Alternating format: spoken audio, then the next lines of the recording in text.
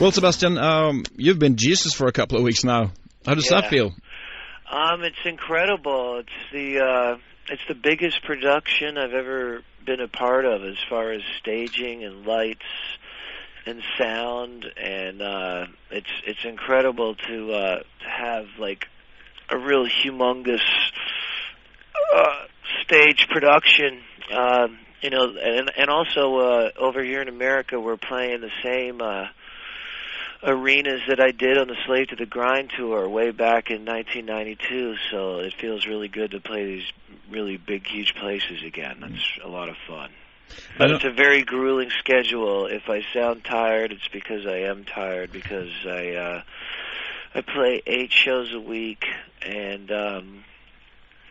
then I do interviews on top of that, and it's just a lot of singing. I'm on stage like every single day, and then we do 2 shows on Saturday and 2 shows on Sunday. So it's a lot of work. It is. I know that Ian Gillan did the same role as Jesus in Jesus Christ Superstar way back. Did you hear him do that part? Yeah, absolutely. That was one of the ways I learned that I wanted to do the play, and between Ian Gillan's version and Ted Neely's version, it's some of the best heavy metal, like, screaming that I've ever heard. If nobody's ever heard the soundtrack, it's really some incredible rock and roll singing.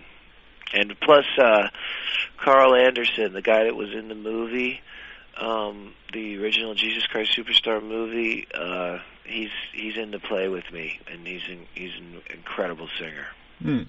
You've been doing a lot of musicals for the last years. How did you start doing this?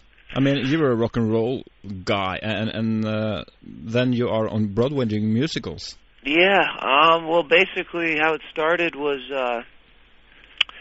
Jason Flom, the guy that signed Skid Row back in like 1987 or something. He works at Atlantic Records, and he has Kid Rock and Sugar Ray and Matchbox 20, and he signed Twisted Sister. And he's just one of the biggest record guys in the world, really. And Atlantic Records also puts out Jekyll and Hyde CDs. Frank Wildhorn, he's the guy that wrote Jekyll and Hyde. So Jekyll and Hyde was on Broadway for 5 years, one of the longest running musicals, and they were looking for a new guy to come in and play the lead. So Jason called me up and he goes, "Dude, I don't know if you're interested in this or not, but would you like to try out to be Jekyll and Hyde, the lead role?" And I was like, wow. Because I never thought I would do something like that. So I went to see the play, and it was really cool. I got to, like, shoot fire out of my arms and make out with chicks and then murder them and, like, beat a priest to death with a billy club. And it sounds like a rock and roll gig, man. It was really fun, man. So I did that for 5 months. I went in and I sang for them, and they loved my voice, and that's how I got the gig. And then I did Rocky Horror. I was Riff Raff in Rocky Horror right after September 11th. Happened in New York City. They called me up because Broadway was really not doing so good after September 11th. And we had a lot of success in Jekyll and Hyde, so they called me up, and I did the role of Riff Raff for 3 months, which was a lot of fun, and now I'm doing Jesus Christ. But I also play in my solo band all the time. I did 2 weeks in the springtime with Al Pitrelli from Megadeth on guitar and Paul Crook from Anthrax on the other guitar, and we played a bunch of real big shows up and down the East Coast. So the guys that play with you on your album, they're not with you anymore? Yeah, they are, actually. Like, when I do a solo project, I'm not really concerned with, like, who's in the band as much as whoever's available. It's like, when you go see Ozzy Osbourne, you never know who's going to be playing bass, like... I just go out because I spent 10 years in one band, and that really wasn't. I didn't get a lot done in Skid Row. I mean, we did like 3 records, but that was like 10 years, and that's really not a lot, if you ask me. So when I did my solo record, we did it like 3 or 4 years ago, and actually 3 years ago. And now it's coming out in Europe, and I'm very happy about that. It's called Bach Alive, and most of it's a live concert from Tokyo in my solo band, and then it's also got 5 brand new studio songs. And one of them I wrote called I'll Never Turn My Back on Rock and Roll is with Wolf Hoffman from Accept, and then the other songs are with Richie Scarlett from Ace Frehley's band. And I'll still write with Wolf Hoffman, but right now I'm doing Jesus Christ for a year, and I'm also writing songs with Slash and Duff McKagan of Guns N' Roses right now. So who knows what'll happen to those songs. But I just read that you have been doing a gig with the guys from old Guns N' Roses. I know that they are looking for a singer. Could you think of that if they asked you? Or yeah, I would definitely do that if they asked me. And we're writing songs right now, so you never know what's going to happen. If I was to join them, it would be a new band. Do you think you will continue doing musicals, or will you finish this Jesus Christ Superstar tour and then focus on your solo band again?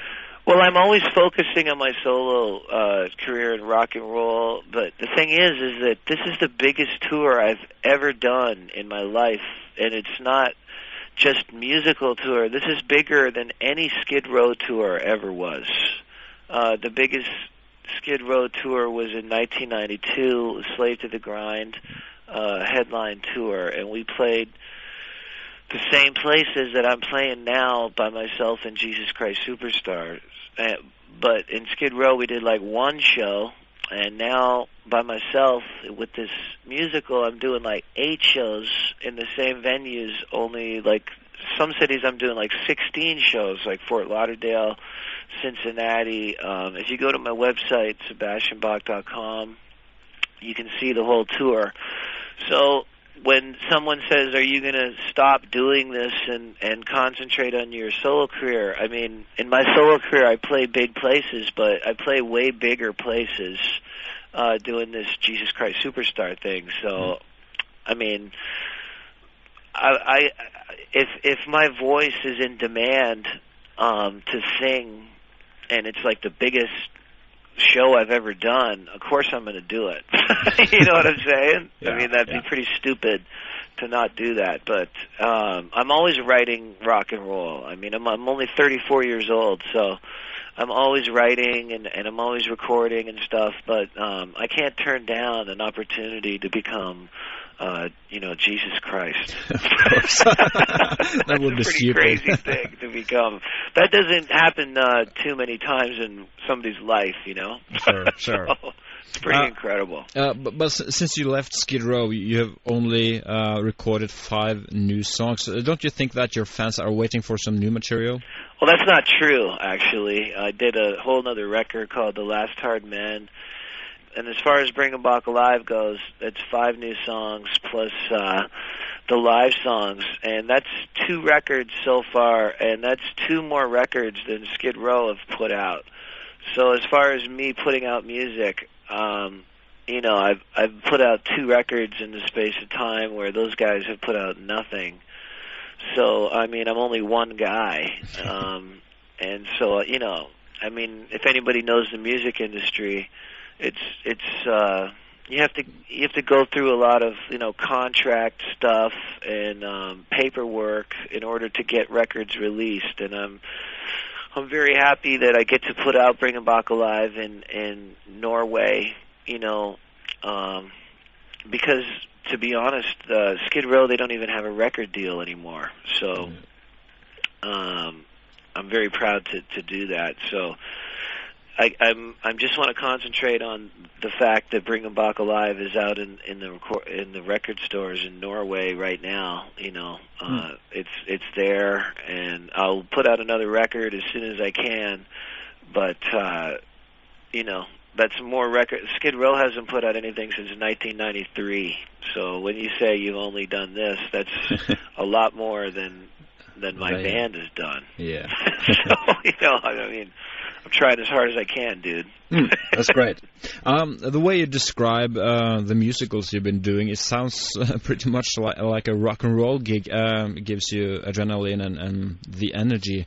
Did you see that the metalheads are coming to the musicals because you're doing the lead role there?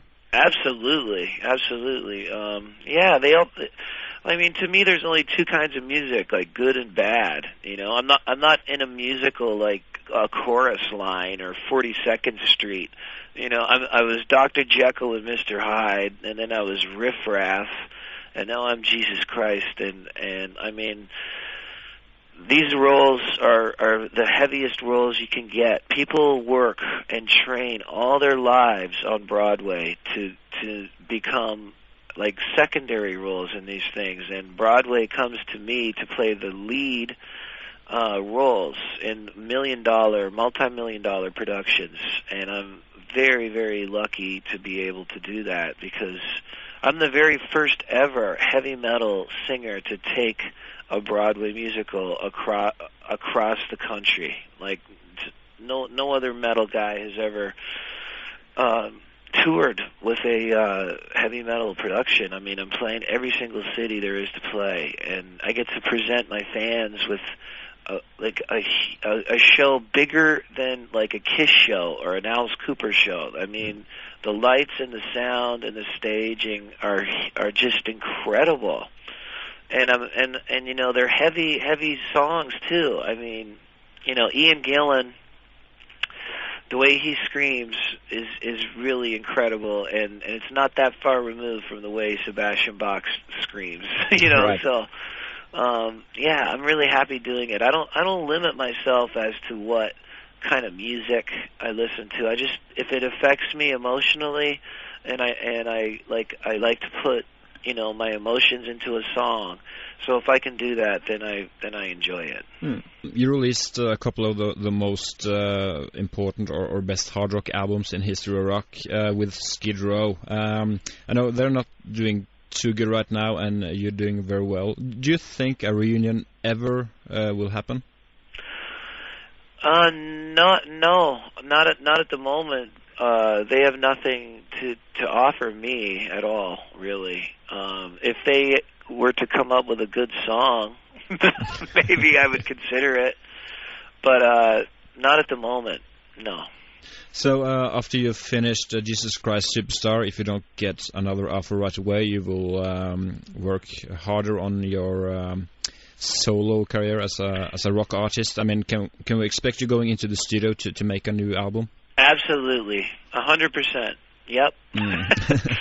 I definitely want to do that, and also, I really want to see where these songs are going to go that I'm writing with Slash and Duff. I'm really very, very excited about that.